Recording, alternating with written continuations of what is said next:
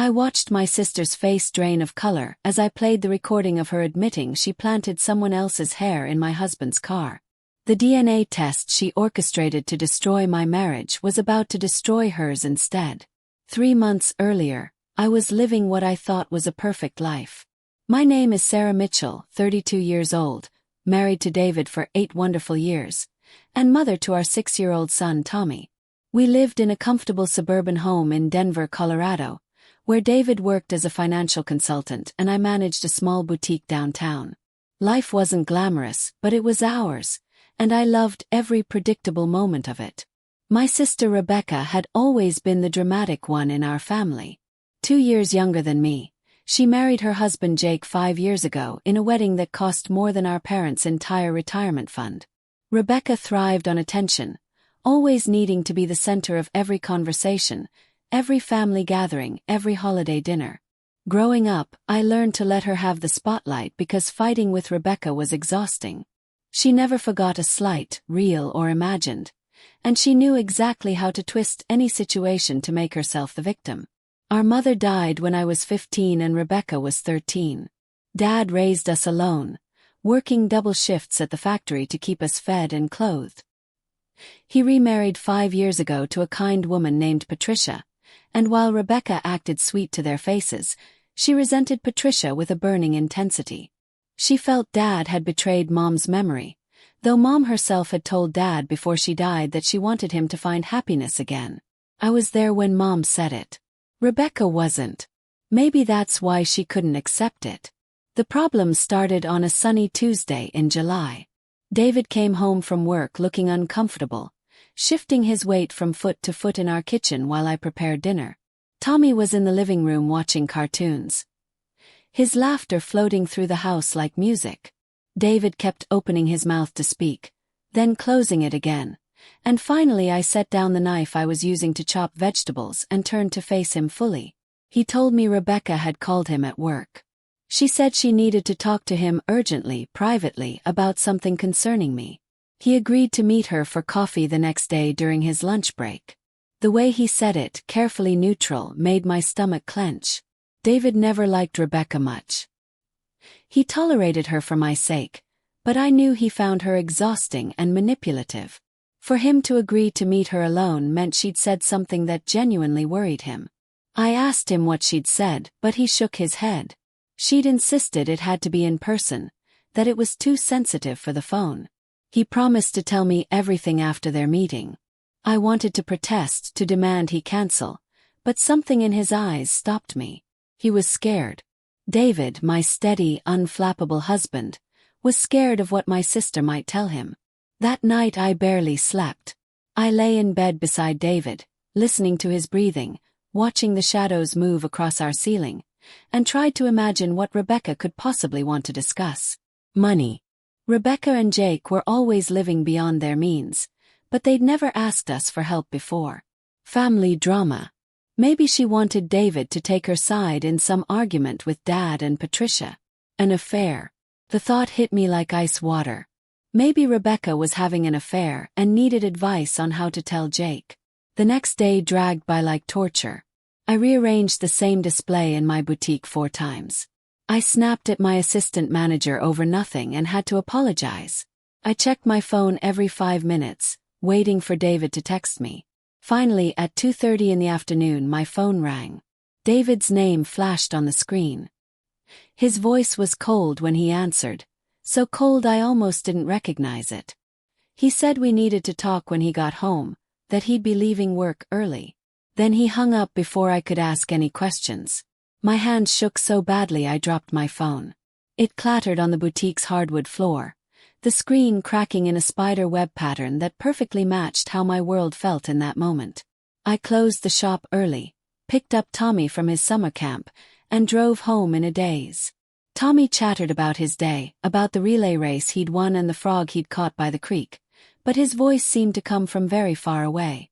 I made appropriate noises, smiled when I was supposed to smile, and felt like I was watching myself from outside my own body. David's car was already in the driveway when we pulled up. He never came home this early. Never. I sent Tommy to wash his hands and went to find David in our bedroom. He was sitting on the edge of our bed, his head in his hands, and when he looked up at me his eyes were red. Rebecca had told him she'd seen me with another man. Not just seen me but followed me, taken pictures, documented everything. She said she'd struggled with whether to tell him, that it had torn her apart, but she couldn't let her sister destroy her family through lies. She'd given David a thick manila envelope full of photographs printed on glossy paper. He spread them across our bed with shaking hands. There I was, or someone who looked remarkably like me, meeting a tall dark-haired man at a coffee shop, walking with him through a park, getting into his car. The photos were taken from a distance, slightly grainy, but the woman had my hair, my build, my style of dressing. In one photo, the woman was laughing at something the man said, her hand on his arm in a gesture that looked intimate. I stared at those photographs and felt reality tilt sideways. That wasn't me. I had never met that man. I had never been to that coffee shop, which I could see from a sign in the background was in Boulder, a 40-minute drive from our home. But David was looking at me with such pain in his eyes, such betrayal, and I realized with horror that he believed these photos were real. I tried to explain. I begged him to listen. The woman in those photos wasn't me. Yes, she looked like me, but it wasn't me. I had never cheated on him, would never cheat on him. He was my whole world, him and Tommy, and I would die before I'd betray them. But David just shook his head slowly, tears running down his face, and asked me to stop lying. Rebecca had thought of everything. She'd provided David with dates and times for each photo. I checked my calendar frantically, trying to prove I'd been somewhere else on those days, but the dates were all carefully chosen. Days when I'd been alone at the boutique during slow periods. Days when I'd gone grocery shopping by myself. Days when I couldn't provide a concrete alibi with witnesses. We fought for hours. Tommy stayed in his room, and I was grateful he couldn't hear his parents' marriage imploding. David demanded the truth. I gave him the truth, but the truth sounded like lies even to my own ears when confronted with those glossy photographs. Finally, David said he was going to stay at a hotel for a few days. He needed space to think. He kissed Tommy goodbye, wouldn't look at me, and left. I called Rebecca the moment his car pulled out of the driveway. She answered on the first ring, her voice syrupy with false concern. She asked if David had talked to me, if everything was okay. I screamed at her, demanded to know what game she was playing, what she hoped to gain by destroying my marriage with lies. Her act dropped instantly, her voice turning cold and sharp. She said the photos didn't lie. If David believed them, maybe I should ask myself why my own husband didn't trust me. Then she hung up. I tried calling back, but she'd blocked my number. The next 2 weeks were a nightmare. David stayed at a hotel and would only communicate through text messages about Tommy's schedule. He picked our son up for visits but wouldn't speak to me beyond the bare minimum. Tommy asked why Daddy wasn't living at home anymore, and I had to lie and say Daddy was staying near his work for a big project. The lie tasted like ashes in my mouth. I hired a private investigator named Marcus Chen. He came highly recommended, a former police detective who now ran his own agency. I showed him the photographs and told him they weren't real, that someone had either photoshopped them or found a woman who looked like me to stage the images. Marcus studied the photos with a professional's eye and pointed out several inconsistencies. The lighting was slightly off in some images, suggesting manipulation. The woman's earrings in one photo weren't any style I'd ever worn. Her watch was different from mine. But Marcus warned me that proving the photos were fake might be difficult and expensive. The better approach, he suggested, was to find out who the woman really was and prove she wasn't me. He'd start by trying to identify the location of each photo beyond the obvious coffee shop, then check security cameras and witnesses to see if we could find the mystery woman. I also called my father. He listened to the whole story, his breathing getting heavier and angrier as I spoke. When I finished, there was a long silence.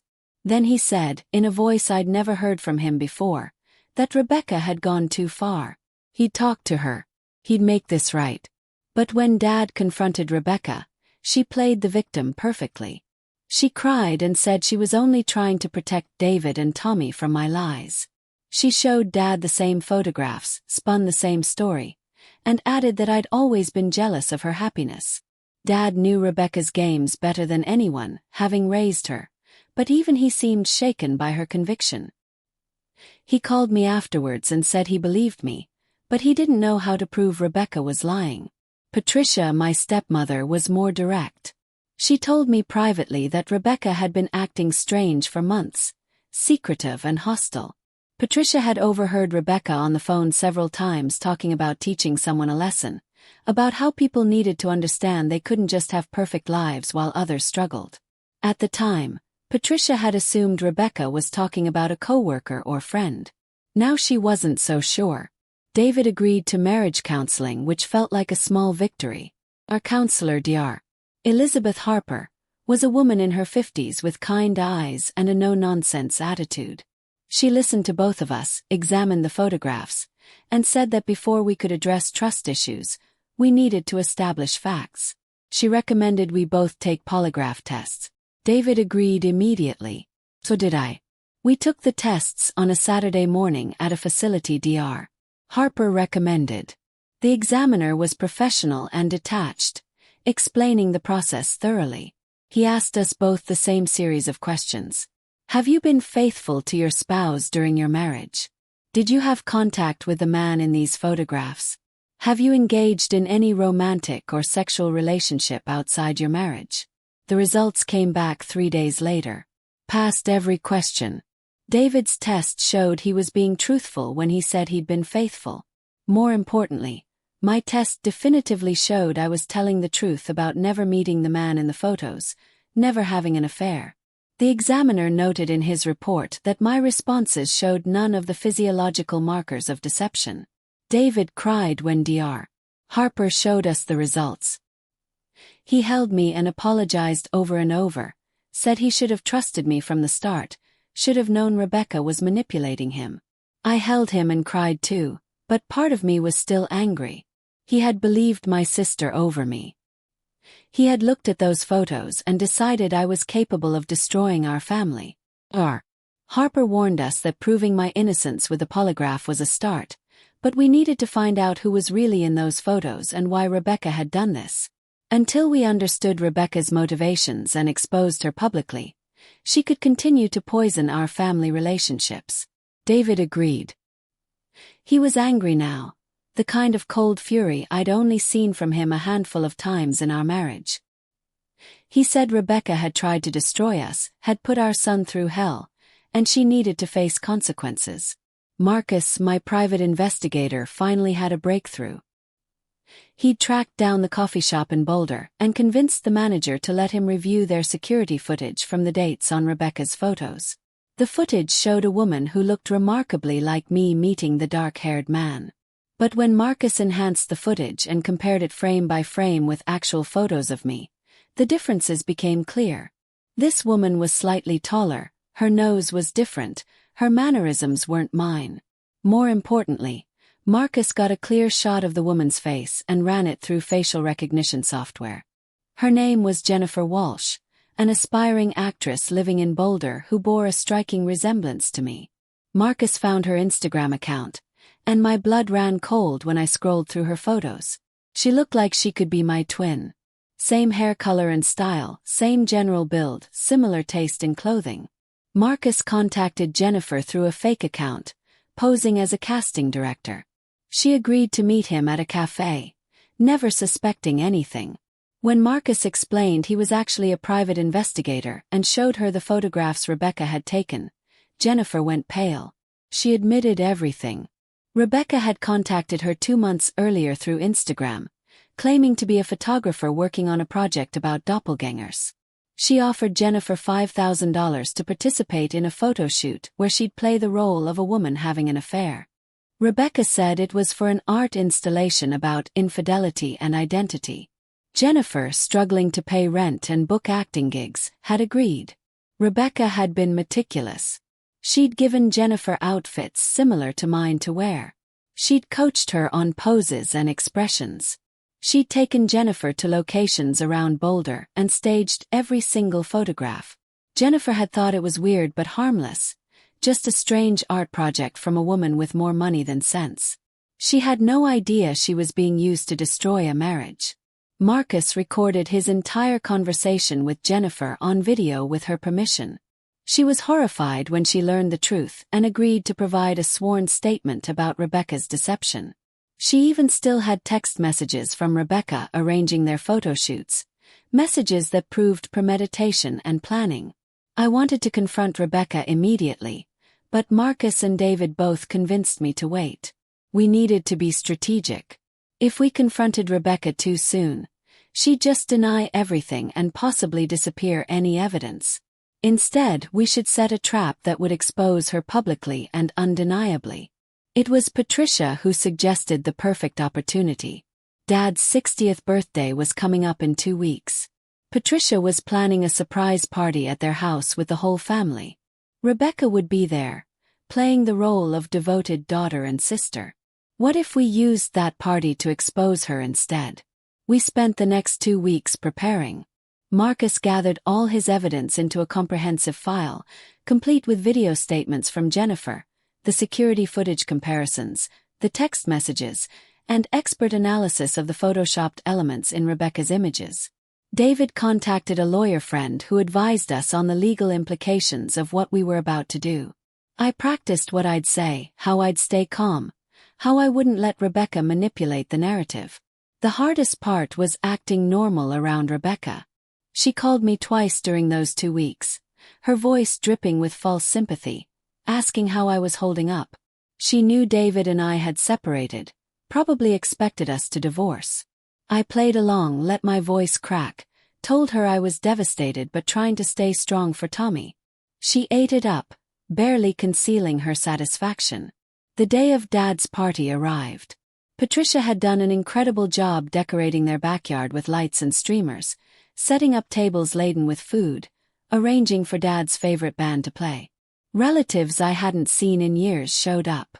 Rebecca arrived with Jake, wearing a designer dress and her brightest smile, playing the perfect daughter.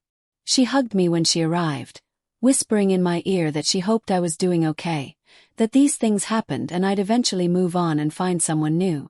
The audacity of it, the sheer cruelty, made my hands clench into fists. But I smiled and thanked her for her concern. David arrived separately as we'd planned. We were still supposedly separated, still working through our crisis. Rebecca watched us carefully, probably hoping for signs of permanent damage. Tommy ran to his father, and David scooped him up, his eyes finding mine across the yard. We'd agreed on a signal. When the time was right, David would give me a small nod. The party progressed. Dad was genuinely surprised and moved by the turnout. He made a speech thanking everyone for coming, for being part of his life, for supporting him through good times and bad. Rebecca stood beside him, the picture of a loving daughter, and I felt sick watching her performance. Then David gave me the nod. I felt my heart rate spike, adrenaline flooding my system. Marcus was positioned near the back door with his laptop ready. Our lawyer friend stood nearby, just in case things got out of hand. Patricia knew what was coming and had quietly positioned herself near Dad to support him. I stood up and clinked my glass for attention. The conversation died down as people turned to look at me. I could see Rebecca's eyes narrow slightly, sensing something was off. I took a deep breath and began to speak. I said I wanted to thank everyone for coming to celebrate Dad, but before the party continued, there was something important that needed to be addressed. Something that had been poisoning our family for weeks, and it was time for the truth to come out. Rebecca's smile faltered. She glanced at Jake, then back at me. I told the entire story. How Rebecca had shown David photographs supposedly proving I was having an affair. How those photographs had nearly destroyed my marriage and traumatized my son. How I'd hired a private investigator because I knew the photos were fake. And how that investigation had uncovered something shocking. Marcus projected the evidence onto a white screen we'd set up, supposedly for displaying photos of Dad throughout his life. Instead, Everyone at the party saw the comparison between the woman in Rebecca's photos and Jennifer Walsh. They saw the enhanced security footage showing it clearly wasn't me. They saw Jennifer's video statement explaining how Rebecca had hired and coached her.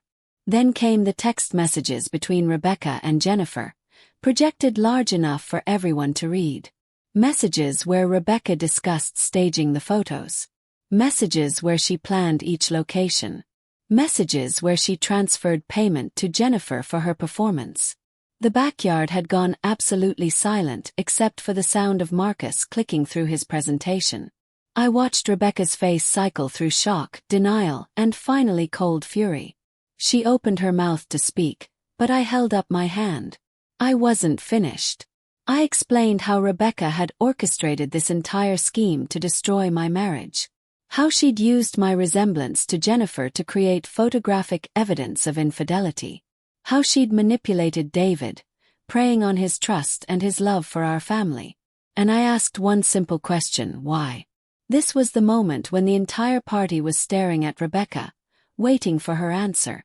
She stood there, her face flushed red, her hands trembling. Jake was staring at her like he'd never seen her before. Dad looked like he'd aged 10 years in 10 minutes.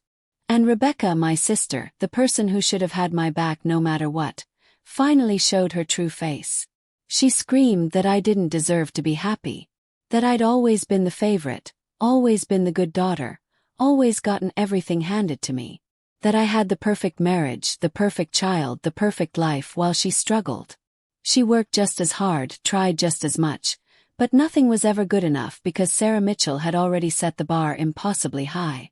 Her voice cracked as she yelled that everyone always compared her to me, always found her wanting. Teachers, relatives, friends, even Jake's family. They all loved perfect Sarah. And then Dad had married Patricia. And Rebecca wasn't even the baby of the family anymore.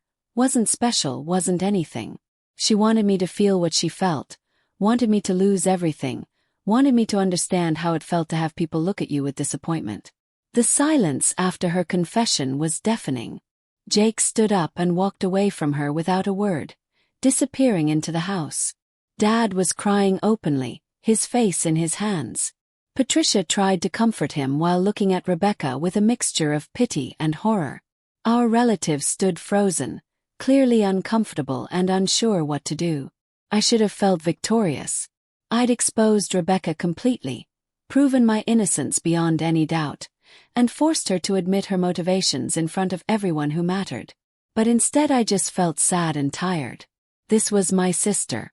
We'd grown up together, shared a bedroom, braided each other's hair, promised to be best friends forever. And she'd hated me enough to try to destroy my entire life. David came to stand beside me, his hand finding mine. He addressed the party and said that while this wasn't the celebration we'd planned, it was necessary. He thanked everyone for being here to witness the truth. Then he turned to Rebecca and said she was no longer welcome in our lives. She was banned from seeing Tommy, from contacting either of us, from any involvement in our family. If she came near us, he'd pursue legal action for defamation and emotional distress. Rebecca looked at Dad, her eyes pleading for him to defend her, to take her side the way he supposedly always took mine. But Dad just shook his head slowly and said he was ashamed of her. He said he loved her because she was his daughter, but he couldn't condone or excuse what she'd done. She needed help, professional help, to understand why she'd let jealousy and resentment poison her so completely. That's when Rebecca snapped. She started laughing, a harsh, bitter sound that made everyone flinch. She said we all deserved each other, that we were all so self-righteous and perfect, and she hoped we'd be very happy in our perfect little lives. Then she grabbed her purse and stormed out. We could hear her car starting in the driveway, tires squealing as she peeled out onto the street. Jake stayed behind. He found me inside the house a few minutes later, his eyes red. He said he had no idea Rebecca had been capable of this. He'd noticed her becoming more obsessive and bitter over the past year, constantly comparing their life to ours, fixating on perceived slights and unfairness. But he'd thought it was just stress from her job, from trying to keep up with expensive lifestyle choices she'd insisted on. He'd never imagined she'd cross this line. He said he was filing for divorce. He couldn't be married to someone who'd do something so calculated and cruel. He apologized for not seeing the warning signs, for not stopping her before she could hurt us. I told him it wasn't his fault, that Rebecca had fooled all of us with her perfect sister act. The party, understandably, broke up quickly after that. Relatives hugged Dad, congratulated him on his birthday with forced cheer, and left looking shell-shocked. Patricia ushered Dad inside to rest.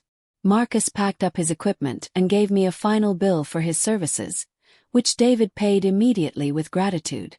David and I took Tommy home together. Our son asked why Aunt Rebecca had been yelling, and we told him a simplified version of the truth. Aunt Rebecca had made some very bad choices that hurt people, and she needed to stay away from us for a while so she could work on being a better person. Tommy accepted this with the resilience of childhood and asked if Daddy was moving back home now. David said yes. That night, after Tommy was asleep, David and I sat on our back porch in the darkness.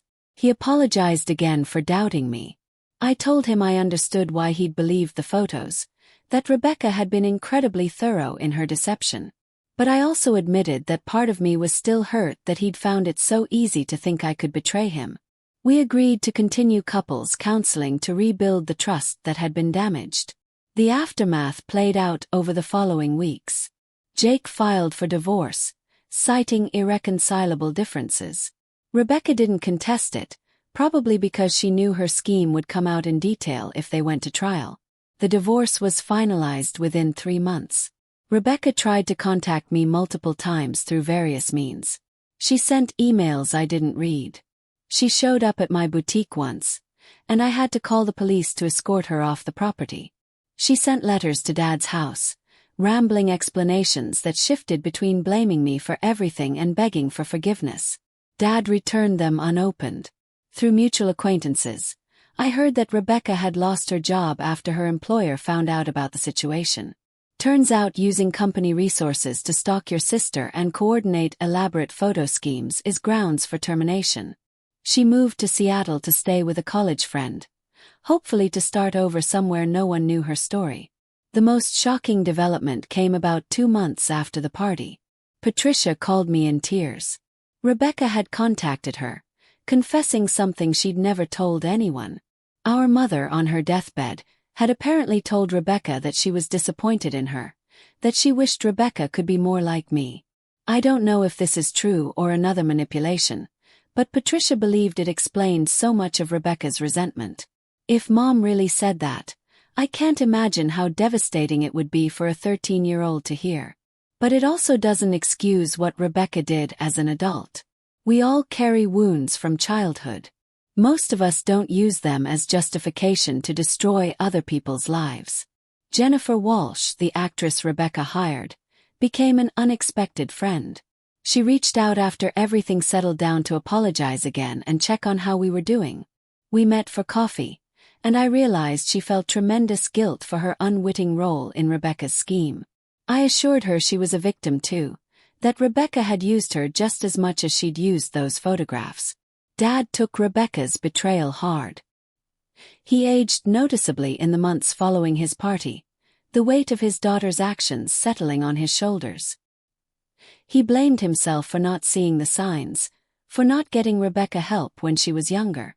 Patricia and I repeatedly told him this wasn't his fault, that he'd been a good father to both of us, but parental guilt is a powerful thing. Tommy thankfully bounced back quickly. Children are resilient in ways adults forget. He barely remembers the few weeks David lived at the hotel, and we've been careful not to poison his memories of his aunt.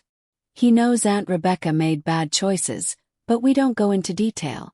Maybe when he's older we'll tell him the whole story. Maybe not. David and I are stronger now than we were before.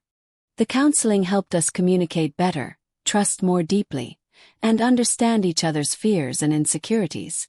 We learned that our marriage could survive a coordinated attack designed to destroy it, which is either reassuring or terrifying depending on how you look at it. We renewed our vows on our 9th anniversary, A small ceremony with just Tommy and our closest friends, a promise to each other that we'd learned from our near miss. My boutique is thriving.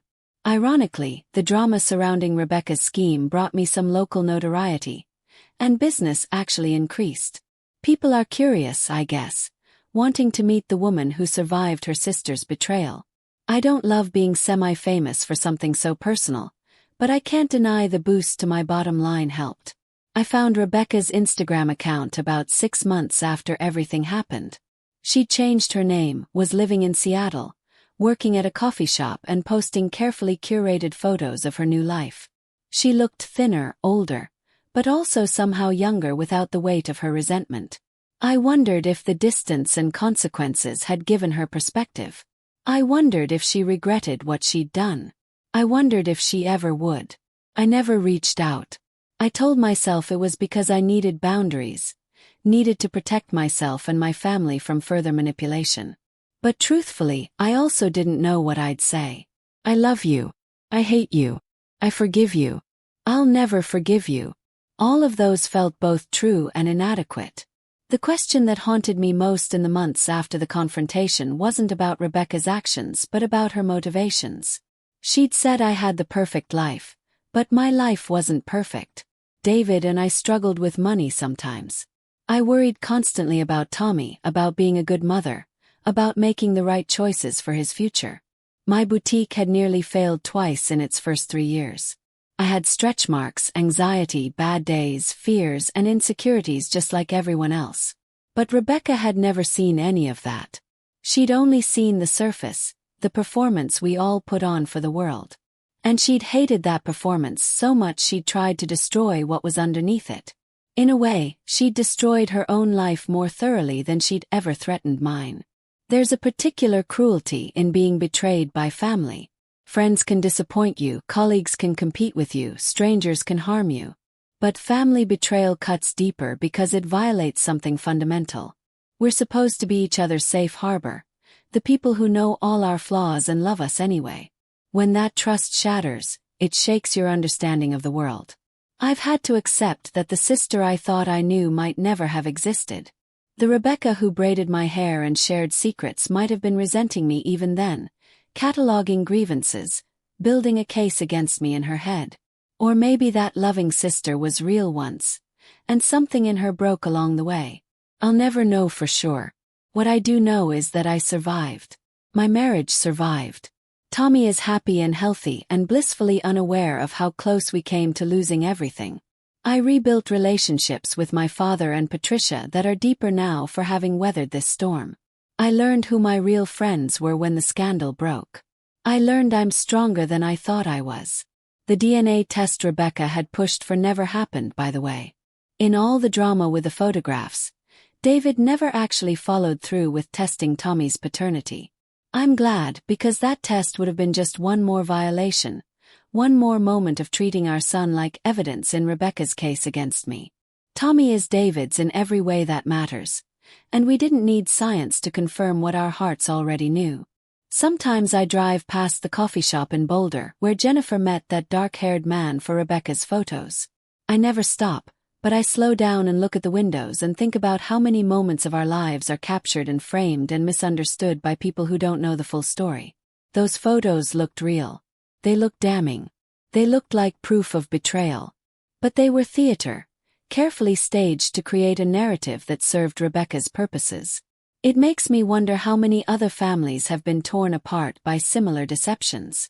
How many marriages have ended because someone manipulated evidence or twisted truth into lies or used technology to create doubt where there should have been trust? We live in an age where photos can be fabricated, videos can be faked, and messages can be manufactured. Rebecca did all of this with just an actress and a camera. Imagine what someone with real technical skills could accomplish. The legal consequences for Rebecca were minimal, unfortunately. Our lawyer said we could sue for emotional distress, but the process would be long and expensive and unlikely to result in significant damages. Rebecca had no real assets after her divorce. We could press charges for fraud or defamation, but the district attorney didn't think they could make a strong enough case. So Rebecca walked away legally unscathed, punished only by the social consequences of her actions. That feels incomplete somehow. She tried to destroy my life and got away with just losing her marriage, her job, and her relationship with her family. Those are significant losses, but they don't feel proportional to what she attempted. But I've had to make peace with the fact that justice isn't always served in neat packages, that sometimes the bad guys go unpunished and life moves forward anyway. David struggles with guilt about the whole situation. He wishes he'd trusted me from the beginning, wishes he'd seen through Rebecca's manipulation immediately, wishes he'd never put me through the pain of doubting me. I've told him 1,000 times that I understand, that Rebecca was convincing, that anyone would have had doubts faced with such apparently damning evidence. But he still beats himself up over it, especially late at night when he can't sleep. I asked him once what made him finally agree to the counseling and the polygraph test. He said it was something Tommy asked him. During one of their visits while we were separated, Tommy had said that Daddy seemed sad and Mommy seemed sad, but they were only sad when they were apart. When they were together, Tommy said they were happy. And he asked David why, if being together made them happy, they chose to be apart. Out of the mouths of babes, right? A 6-year-old cut through all the drama and photographs and accusations to the simple truth. We were happier together than apart. That was the moment David realized he was letting Rebecca's poison work, that by believing her he was giving her exactly what she wanted. So he agreed to counseling and testing and finding the truth, whatever it was. I think about that conversation with Tommy a lot. Children see things so clearly sometimes, unencumbered by adult complications and cynicism. To Tommy, the solution was obvious. If you love each other and you're happy together, you should be together. Why make it more complicated than that? The boutique has become my refuge.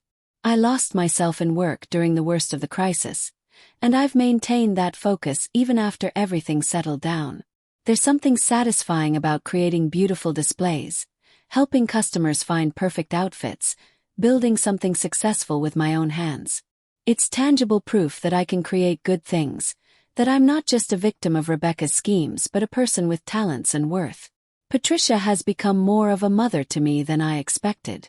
With my real mother gone and Rebecca exiled, Patricia stepped into a role she'd always been too hesitant to fully claim. She calls me several times a week, comes to Tommy's school events, gives me advice when I need it and space when I don't. I'm grateful for her, grateful that Dad found someone so genuine and kind. Dad and I have long conversations now that we never had before. He's opened up about his own regrets and fears, about raising 2 daughters alone after Mom died, about whether he failed Rebecca somehow. I've told him what I tell David. Some people are broken in ways that aren't anyone's fault, that sometimes we make choices that hurt others despite good intentions, that he loved us both the best he could. Rebecca's betrayal has taught me to trust my instincts more. I spent so long trying to see the best in her, making excuses for her behavior, dismissing red flags because she was family. Now I'm more cautious with my trust, more willing to believe someone when they show me who they really are. It's made me harder in some ways, but also more honest. I don't waste energy on relationships that are toxic or one-sided. The question I keep coming back to is whether Rebecca can ever be redeemed. Is what she did forgivable? Could we ever have a relationship again? Part of me wants to say no, that some betrayals are too deep to overcome. But another part of me remembers the little girl who held my hand on our first day of school, who cried at Mom's funeral, who used to laugh until she snorted at stupid jokes. That girl is still somewhere inside the woman who tried to destroy my marriage. Isn't she? I don't have answers. Maybe in another 5 years or 10 or 20, I'll feel differently. Maybe distance will make forgiveness possible. Or maybe some wounds never really heal, and the best we can do is learn to live with the scars and move forward anyway. Marcus, my private investigator, told me something interesting after everything was over. He said that in his 20 years of investigating infidelity cases, he'd seen a lot of guilty people and a lot of innocent people, but he'd never seen someone go to such elaborate lengths to frame someone for cheating. Most affairs leave messy, obvious trails. Credit card receipts, text messages, eyewitnesses. Rebecca's scheme was unusual in its precision and premeditation. It wasn't a crime of passion but a calculated campaign of destruction. That calculation is what bothers me most. Rebecca didn't act in a moment of anger or jealousy. She spent weeks planning this. She searched Instagram for my doppelganger. She contacted Jennifer and crafted a cover story. She chose locations, planned outfits, staged photographs, printed them on glossy paper. Every step required thought and effort and a sustained commitment to destroying me. That level of malice is chilling. I've wondered if there were warning signs I missed. Looking back, Rebecca had made comments over the years that I'd dismissed as sibling rivalry or harmless venting. She'd once said at Thanksgiving that some people were born lucky and others had to fight for scraps. She'd mentioned more than once how everyone always asked her why she couldn't be more like me. She'd made jokes about perfect Sarah with her perfect life that I'd laughed off as sarcasm. Were those warning signs? Or am I retrofitting meaning onto innocent comments because now I know how her story ends? It's impossible to know. Hindsight is 20/20, but it's also subject to confirmation bias. We see patterns where there might be none, find explanations that make us feel like we should have known, could have prevented disaster if only we'd been more observant. The truth is probably simpler and sadder. Rebecca resented me for years. Those resentments festered and grew, and eventually she decided to act on them. There might not have been clear warning signs because she hid her true feelings well, or because I wasn't looking for them, or because she didn't fully understand her own motivations until she acted on them. David has banned all contact with Rebecca, which means Tommy has lost his aunt. He had 3 cousins through Rebecca and Jake who he used to play with at family gatherings. Those relationships are casualties of Rebecca's choices too. The kids didn't do anything wrong, but maintaining contact with them means maintaining contact with Rebecca, and we can't risk that. It's one more way her betrayal rippled outward to hurt innocent people. Jake sends Tommy birthday cards and occasionally messages to check on him. He's remarried now, a quiet woman named Linda who teaches elementary school. They seem happy based on the photos Jake shares.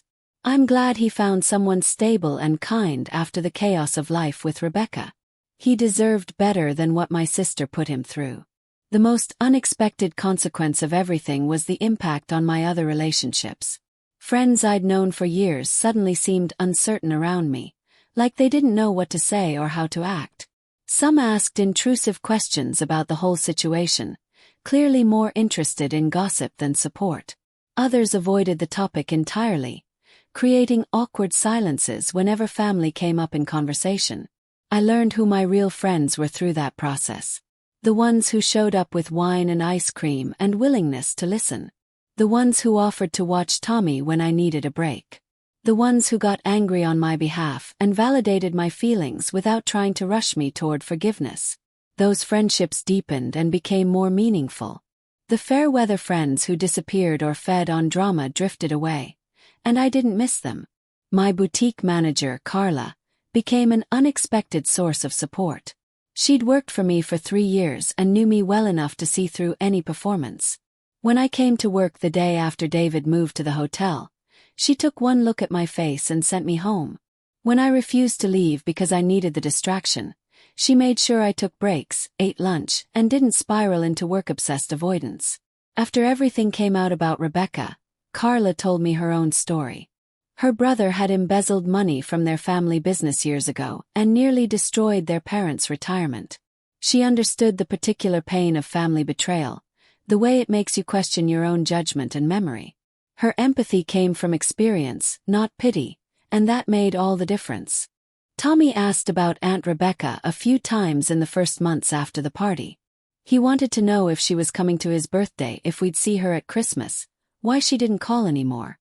Each time, David and I gave him age-appropriate versions of the truth. Aunt Rebecca made choices that hurt our family, and until she made better choices, we needed to keep our distance to stay safe. I worried about how this would affect Tommy's understanding of family and trust. Would he grow up afraid that people he loved might betray him? Would he have trouble forming close relationships because he'd learned that even sisters can become enemies? But our counselor Dr. Harper, assured us that children are remarkably resilient if they have stable, loving primary relationships. As long as David and I stayed strong and present for Tommy, he'd be okay. She was right. Tommy is thriving. He's in 2nd grade now, excelling at school, making friends easily, laughing constantly. He doesn't seem to carry trauma from those few weeks when David lived apart from us. Maybe he'll remember it when he's older, or maybe it will fade into the general blur of childhood memories. Either way, we've done our best to protect him from the worst of adult complications. There are still hard days. Holidays are particularly difficult because they remind me of what our family used to be. Thanksgiving without Rebecca feels wrong, even though her presence would be worse. Christmas lacks something essential when you're missing a sibling who should be there. Father's Day is tough for Dad, who grieves the loss of his relationship with his youngest daughter, even while acknowledging she earned that loss through her choices. I've had to grieve the sister I thought I had. That's a strange kind of loss because Rebecca is still alive, still exists somewhere out in the world. But the sister who braided my hair and shared my secrets is gone, if she ever really existed. I'm mourning a relationship, a version of a person, an understanding of my own history that turned out to be fiction. Sometimes I dream about Rebecca. In these dreams, we're children again, playing in our backyard or helping Mom make dinner. Dream Rebecca is sweet and funny and we're best friends. I wake up from these dreams feeling disoriented and sad, confronted again with the gap between who I thought she was and who she turned out to be. David caught me crying after one of these dreams and held me while I explained. He said it's okay to miss who you thought someone was, even while acknowledging who they really are. He said grief is complicated and doesn't follow linear paths or logical rules. He said I could miss Rebecca and be angry at her and never want to see her again, all at the same time, and all of those feelings could be valid. The question that haunts me late at night is whether I could have done something differently. If I'd been more aware of Rebecca's struggles, more supportive, less perfect in her eyes, would things have turned out differently? If I'd called her more often, visited more, made more effort to connect with her adult life, would she have felt less resentful? Or was this always how our story would end, regardless of my choices? Harper says that question is unanswerable and ultimately unproductive. Rebecca made her own choices based on her own perceptions and motivations. I can't control other people's actions, only my own responses. She says the healthiest thing I can do is accept that I did the best I could with the information I had, and that Rebecca's betrayal reflects her character, not mine. Intellectually, I know she's right. Emotionally, I still wonder. That's the thing about family trauma. It doesn't resolve cleanly. You don't wake up one day completely healed and over it. You carry it with you, sometimes heavy and sometimes light, but always present. You learn to live with it, to build a life that includes the weight of that experience without being defined by it. My relationship with David has evolved in unexpected ways. We're more honest with each other now, less worried about maintaining perfect appearances. We fight more productively, communicate more directly, trust more deeply because that trust was tested and survived. We've learned that our marriage can weather storms we never imagined facing. That knowledge is both comforting and sobering. We've also become more selective about who we let into our inner circle. We're less concerned with maintaining relationships with people who drain us or create drama. We've learned that blood doesn't automatically entitle someone to access to our lives, that family is something you build through trust and consistency, not just something you're born into. These lessons were expensive but valuable. Patricia told me recently that she's proud of how I handled everything. She said a lot of people would have fallen apart or become bitter or given up on the idea of family entirely. But I kept fighting for my marriage, protected my son, exposed the truth without losing myself in revenge. She said I showed a strength she didn't know I had. I appreciated her words, but I don't feel particularly strong most days. I feel like I survived something I never should have had to survive, like I'm still processing trauma that hasn't fully settled into my understanding of the world. Strength feels like something you choose. This feels like something that was forced on me, and I just did what I had to do to protect the people I love. The boutique hit a major milestone last month. We celebrated 5 years in business, which is significant in retail where most small shops fail within the first few years. I threw a party for customers and friends, complete with champagne and cupcakes and a sense of accomplishment that felt earned. This business survived my personal crisis, thrived despite drama that could have destroyed it, and stands as proof that I can build something lasting and good. Dad attended the party with Patricia, both of them beaming with pride. He gave a toast about how I'd always been determined and creative, how he'd known the boutique would succeed because I don't quit when things get hard. He didn't mention Rebecca, but her absence hung over the celebration like a shadow. Everyone there knew the story, knew what I'd survived, knew what piece of my family was missing. After the party, Dad pulled me aside and said he wanted to show me something. He gave me a letter that Mom had written before she died, addressed to me for when I turned 30. He'd forgotten about it until recently, had found it while cleaning out old storage boxes. I opened it with shaking hands, tears already forming before I read the first word. Mom's handwriting was shaky but clear. She told me she was proud of the young woman I was becoming, that she had no doubt I'd grow into someone amazing. She said I had a gift for making people feel valued and seen, that I brought light into rooms just by entering them. She hoped I'd find love and happiness and build a beautiful life. She said she wished she could be there to see it, but she'd be watching from wherever she ended up, cheering me on.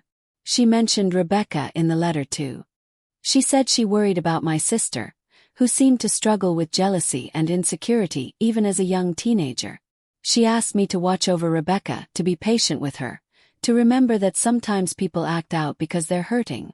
She said sisters needed each other, especially after losing a mother, and she hoped we'd stay close throughout our lives. Reading Mom's words about Rebecca broke something open in me. Mom had seen Rebecca's struggles, had worried about them, had tried to prepare me to handle them. And I had tried. For years, I'd been patient and understanding and supportive. But in the end, it hadn't been enough. Rebecca's pain had turned into cruelty, and no amount of patience could fix that. I showed the letter to David that night, and he held me while I cried for what felt like hours. I cried for Mom, who died too young without seeing her daughters grow up. I cried for the relationship with Rebecca that Mom had hoped we'd maintain. I cried for the little girl Rebecca had been, struggling with feelings she didn't know how to express. And I cried for myself, for the burden of trying to be perfect enough to not trigger my sister's resentment. The letter helped me understand something important though. Rebecca's jealousy and insecurity weren't new. They weren't caused by anything I did or didn't do as an adult. They'd been there since childhood, growing quietly in the shadows of our relationship. Mom saw them. Dad probably saw them. I'd seen them too but hadn't understood their depth. Rebecca had been hurting for a long time, and instead of seeking help for that hurt, she decided to share it by hurting me. That understanding doesn't excuse what Rebecca did, but it does provide context. She didn't wake up one day and randomly decide to destroy my marriage. She'd been building toward that destruction for years, accumulating grievances, nurturing resentments, until finally she acted on them in the most devastating way she could imagine. Her scheme was the culmination of decades of perceived injustices, real and imagined. I've started writing letters to Rebecca that I never send. My therapist suggested it as a way to process my feelings without actually reopening contact. I write about my anger, my sadness, my confusion. I write about memories from our childhood that I'm not sure are real anymore. I write about the life I'm building without her in it and how strange that feels. I write about Tommy growing up without his aunt, about Dad aging under the weight of family fractured. Sometimes I write letters where I forgive her. Sometimes I write letters where I rage at her. Sometimes I write letters that try to explain how much she hurt me, as if explaining it clearly enough might make her understand. None of these letters will ever be read by Rebecca, but writing them helps me sort through the tangled mess of emotions that her betrayal left behind. The private investigator, Marcus, stayed in touch after his work was done. We meet for coffee occasionally, and he treats me almost like a proud father figure, checking in on how I'm doing and whether I need anything. He told me that my case stuck with him because of how thoroughly Rebecca had planned everything. In his professional opinion, She'd shown signs of obsessive behavior that went beyond normal sibling rivalry. He encouraged me to document everything related to Rebecca in case she escalates in the future. Keep copies of any contact attempts, save threatening messages, maintain a record of the restraining order we eventually filed. He's seen cases where the person who commits the initial betrayal becomes fixated on the victim who exposed them, and he wants me prepared for that possibility. His warning scared me, but I appreciated the practical advice. We've set up security cameras at our house. I've changed my routines to be less predictable. I've made sure Tommy's school knows that Rebecca is not authorized to pick him up or have contact with him. These precautions feel paranoid, but they also feel necessary. Rebecca proved she's capable of elaborate deception. Why wouldn't she be capable of escalation? So far though, Rebecca has stayed away. The last contact attempt was 8 months ago, a letter sent to Dad's address asking if we could talk. Dad consulted me before deciding how to respond, and we agreed he should send the letter back unopened with a note saying Rebecca needs to respect our boundaries and leave us alone. We haven't heard from her since. I wonder sometimes what Rebecca's life looks like now. Is she happy in Seattle? Did she get help for the issues that drove her to such extreme behavior? Has she taken responsibility for what she did? Or does she still blame me for her consequences? Does she miss us? Does she regret her choices? Does she lie awake at night replaying that moment at Dad's party when everything fell apart? I'll probably never know the answers to these questions, and maybe that's for the best. Rebecca's journey is her own now. She has to live with what she did, has to find her own path to redemption or acceptance or whatever comes next. My job is to live my own life, raise my son, love my husband, run my business, and find peace with the complicated reality of having a sister who tried to destroy me. That peace is still a work in progress. Some days I feel strong and healed and proud of how I handled everything. Other days I feel fragile and sad and angry all over again. Healing isn't linear, and trauma doesn't have an expiration date. I'm learning to be gentle with myself on the hard days and grateful on the good ones. Tommy's 8th birthday party is next month, and we're planning a big celebration at a local recreation center with bounce houses and games and all his friends. These normal family moments feel precious now in a way they didn't before. Every successful birthday party, every peaceful holiday, every ordinary Tuesday evening eating dinner together represents a life that Rebecca tried to take from us and failed. David and I have started talking about having another baby. We'd always planned to give Tommy a sibling, but the timing never felt right, and then Rebecca's betrayal made us question everything about family and siblinghood. But Tommy keeps asking for a little brother or sister, and we're starting to feel ready to expand our family again. Harper says it's a sign of healing, this willingness to be vulnerable and hopeful about the future. I'm scared though. What if I have 2 children and they grow up to hate each other the way Rebecca and I did? What if I inadvertently create competition between them by being a better mother to one than the other? What if I'm so traumatized by what happened with Rebecca that I project those fears onto my own children and damage them in different ways? Harper says these fears are normal and even healthy. They show I'm thinking carefully about parenting decisions and taking seriously the responsibility of raising multiple children. She reminds me that Rebecca and I didn't hate each other. I never hated Rebecca. Rebecca hated me or hated what she thought I represented, and that's fundamentally different. She says awareness of these dynamics will make me a better parent, not worse. So maybe we'll try for another baby. Maybe Tommy will get the sibling he wants, and David and I will get the chance to prove that families can be different, that siblings can love each other authentically, that betrayal isn't inevitable. Maybe we'll build something better than what I had with Rebecca, learning from those mistakes and creating new patterns. The scar from Rebecca's betrayal will always be there. I'll never fully trust the way I did before. I'll always be aware that people can hide terrible intentions behind loving faces. I'll always know that family bonds can be weapons as easily as support systems. These are hard lessons learned at great cost. But I'm also more grateful now for what I have. I don't take David for granted anymore. I cherish every moment with Tommy, knowing how close I came to losing half his childhood to divorce and custody battles. I appreciate Dad and Patricia more deeply, understanding how rare it is to have parents who stand by you unconditionally. I value true friends more than casual acquaintances. Rebecca's betrayal was the worst thing that ever happened to me. But surviving it taught me things about myself I never would have learned otherwise. I'm stronger than I thought. I'm more resilient. I'm capable of fighting for what matters and exposing truth even when it's painful. I can forgive without reconciling, grieve without giving up, remember without being destroyed by memory.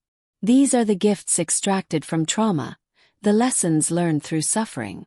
I wouldn't choose to go through it again, wouldn't wish this experience on anyone. But having gone through it, I'm different now. Not better necessarily, but different. More aware. More careful. More appreciative of stability and honesty and people who mean what they say. The question I keep asking myself, the one that keeps me up late at night, is what I'll tell Tommy when he's old enough to understand the full story. How do I explain that his aunt, my sister, someone who should have loved us, instead tried to destroy us? How do I help him process that family can hurt you in ways strangers never could? How do I teach him to trust while also teaching him to be cautious? I don't have good answers yet. Maybe by the time Tommy is old enough to ask, I'll have found the right words. Or maybe some stories are too complicated to explain neatly, and the best I can do is be honest about the complexity and trust him to make sense of it in his own way. What I do know is that I survived something I never thought I'd have to survive. My marriage survived. My son is happy and healthy. My business is thriving. Rebecca tried to take everything from me and she failed. That's not nothing. That's actually everything. Her failure is my success, her destruction is my survival, her betrayal is my triumph. I'm building a life that doesn't include her, and that life is good. Not perfect. Never perfect. But good enough, whole enough, happy enough. I'm learning to define success not by perfection but by persistence. Not by having everything but by protecting what matters most. I'm learning that you can lose a sister and still have a family, that blood isn't always thicker than water, that chosen bonds often matter more than inherited ones. Rebecca gave me an unexpected gift, though she never intended it. She showed me who really cares about me. She revealed the strength of my marriage and the depth of true friendship. She forced me to become more authentic, less concerned with appearances, more focused on substance. She taught me that I can survive devastating betrayal and come out stronger on the other side. These lessons cost more than they were worth. I'd give them all back to have my sister back, to have the relationship I thought we had. But we don't get to choose what life teaches us or how those lessons arrive. We only get to choose what we do with the lessons once we've learned them. Have you ever had someone you trusted completely betray you in a way that made you question everything you thought you knew about them and yourself? Have you ever had to choose between forgiveness and self-protection, between family loyalty and personal safety? What would you do if the person who tried to destroy your life was someone you'd loved since childhood, someone who shared your history and your blood? Would you ever be able to forgive them, or would some betrayals be too deep to overcome? I'm still figuring out my answers to these questions. Maybe you have insights I haven't found yet. Maybe you've walked a similar path and discovered truths I'm still searching for. Or maybe you're facing your own betrayal right now and wondering how to survive it. If you are, I want you to know that survival is possible. It's hard and painful and nothing like what you imagined, but it's possible. You're stronger than you think, and you deserve people in your life who treat you with honesty and respect and love. Never settle for less than that, even from family. Especially from family.